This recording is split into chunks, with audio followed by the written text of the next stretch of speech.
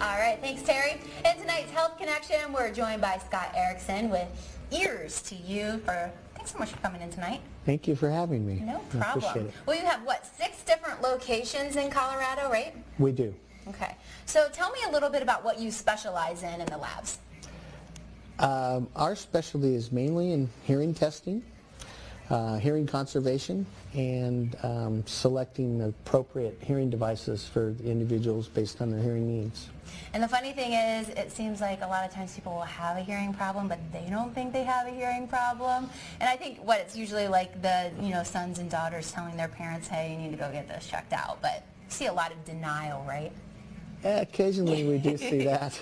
I know my mom's guilty of this because we've been telling her for a long time now. She's like, oh, I'm fine, I'm fine. But you say it's usually the men, right? Well, it kind of depends on the environments they've grown up in and the accumulation, a lifetime of noise. But we see more prevalent noise-induced hearing loss with men than we do with women. Well, talk a little bit about the headphones. You see so many teens and young adults walking around with those headphones in their ears, listening to their iPads.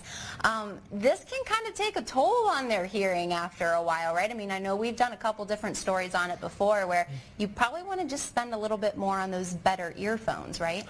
Well, it's always better if you can do the external devices as opposed to having the ones that are directly in the ear. You have a lot less sound pressure level created by the external phones, and anytime we're exposed to 85 decibels longer than an hour, we're running the risk of hearing loss. Well, talk about the hearing test that folks go through. I mean, they come in, how long does it typically take? Typically a hearing test will take about 15 minutes to do the air conduction thresholds, speech thresholds, and discrimination tests. And it seems like they make hearing aids now where you can just barely see them. They're so buried down in there. So if you're worried about getting a hearing aid because you just don't like the way it looks, that's not a good enough excuse, hearing aids now are almost invisible. Yeah. From the very tiniest ones to what the most popular ones now are called the receiver and the canal devices, where we have a little transmitter circuit goes in the ear and a little thin tube, and it's basically kind of hidden behind the ear, and they're very, very small. Can you feel it? I mean, after a while? The ones that are inserted very deep into the canal, you can feel those a little more, but they're custom made so that they are typically pretty comfortable. Yeah. But the ones that go, the little receiver and the canal devices, they're so lightweight that you hardly even notice you have them on. So how long does it typically take, say someone goes into the lab, finds the hearing aid that's perfect for them, how long until they actually get their hands on that device? Does it take a while to make something like that, custom made? Typically we would have a custom made device within 7 to 10 days. Oh, that's pretty quick. Yeah.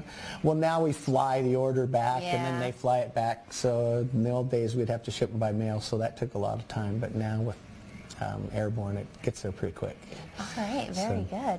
Well, thanks so much for coming in, and you have a website too, right? Folks can visit. What's that? ColoradoHearingAid.com. Okay. And so you want to can get a little more information, and if your son or daughter or somebody's telling you to go get your hearing checked, do it, right?